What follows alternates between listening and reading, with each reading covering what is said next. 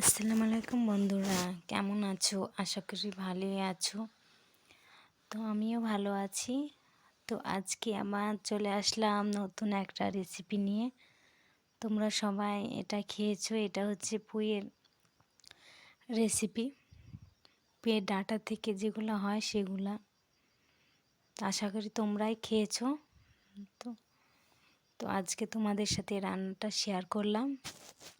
যদি তোমাদের ভালো লেগে থাকে তাহলে একটা লাইক করে দিও।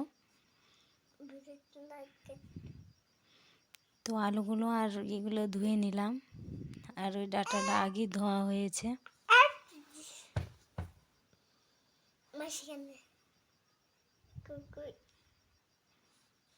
আর এখানে আছে শুকটিও দেব। শুকটিগুলোকে একটু পরিষ্কার করে নিলাম,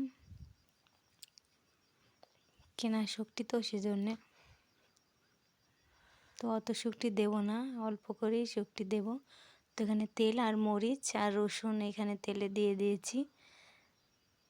তারপরে শুকটিগুলো যেগুলো পরিষ্কার করে রেখেছিলাম সেগুলোও ওই তেলের ঢেলে দেব। একটু লাল লাল করে ভেজে নিতে হবে, তাহলে আরও খেতে ভালো লাগবে। তো আমার লাল লাল করে ভাজা হয়ে গেছে। তো এই পুঁই মুচড়িগুলোকে দিয়ে দেব।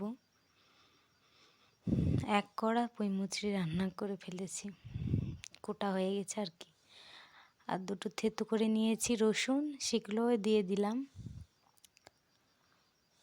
তো এখানে হলুদ আর লবণ দিয়ে দিয়েছি, আর একটু জিরে বেটেছি, সেই জিরিটাও দিয়ে দিয়েছি। দিয়ে একটু লাড়াও হচ্ছে না, তো আমি ঢাকা চাপা দিয়ে দিয়েছিলাম। দিয়ে আবার লাড়ার একটু চেষ্টা করলাম। তারপর দেখো একটু